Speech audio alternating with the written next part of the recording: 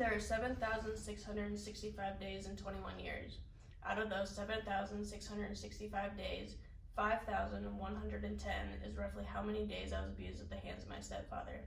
14 years of my 21-year existence was tarnished with his wrongdoings and made my day-to-day life nearly unbearable. But through positive thinking and a lot of stress-relieving outlets, I pulled through. I stood between my entire family and all my friends from being hurt or killed at the hands of my stepfather. I truly had their lives in my hands. I wanted to protect them. I wanted to live in peace and quiet, to live a normal life. At the age of 4, I had a new man enter my life who would later become my stepfather. He was good with me, played with me, always had a fridge full of juice boxes, but most importantly, he was good to my mom. This moment only lasted for 3 months. One of his first times watching me by himself, he gave me a bath. He was gradual with how things progressed in the beginning, but quickly increased in violence. He made it very clear from day one that people would die if I told them, and it would be my fault that they died. Over the course of my life, he would beat me, throw me across the room, tie me up with rope and handcuffs. I was molested, harassed, and raped anywhere from 2 to 4 times a day. If the words no came out of my mouth, I was beaten. If I fought him, I was beaten. In the end, I was worn down and couldn't stop him anymore. He lied to me, convinced me that everything was my fault. He convinced me that if I told my mom, she would leave me. I rotated through friends if they got too close, creating a very lonely life for myself. Once he started to ask about them and what they looked like and would they come spend the night, I knew they had to go. I purposely sabotaged friendships for years to protect them, but I came off as the enemy to them. I only ever had one friend stay through it all. I made it very clear to my stepfather, though, that if he touched her, I would end him. If he touched my family or anyone else, I would end him. This made my day-to-day life immensely stressful, trying to manage everyone. I was living in captivity while living a life that appeared normal to the outside world.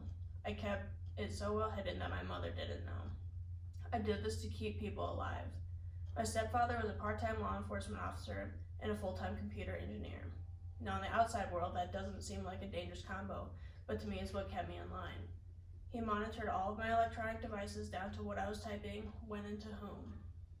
My messages, emails, phone calls were all watched and run on a daily basis to ensure that his secret remained a secret. I felt like I was being strangled through life, bound to his control over every little thing I did on a daily basis. I floated through life as if I was watching myself outside my body. I suppressed any emotion I ever felt. No fear, no trust, no tears. As emotions built up inside me, I would have to let them out when I was alone, whether that was driving to school or while I was taking a shower. Home was always a double-edged sword for me. It was my safe haven and hell in one, as it was my favorite place on earth to be, but was emotionally and physically torturing. I needed to find ways to relieve stress. Sports were always my go-to outlet, as I could burn energy, get my anger out, and make myself better in a constructive manner. It went so hard that it came with the consequences of injury here and there, but I still pushed through. As I got stronger, I discovered myself being able to physically fight my stepfather and win. It was liberating to gain that control. I pushed harder and harder to become stronger with the idea that I could overpower him someday. By the time I was a junior in high school, I could lift nearly double his body weight. I was finally beginning to feel more confident and safe in the life I was living, now knowing I could physically win against him. The constant fear of being taken away from family life loomed over me like a dark cloud. The possibility of being kidnapped at 19 was very real, and thus started my push to get out. He became more violent and aggressive in the end, making life harder and harder to live. I couldn't breathe, I couldn't eat without getting sick, I couldn't sleep. It was time. August 30th, 2017 at 2 p.m., I disclosed my story for the first time to my basketball coach. Things moved quickly from that moment forward. I got my mom in a safe place and told her.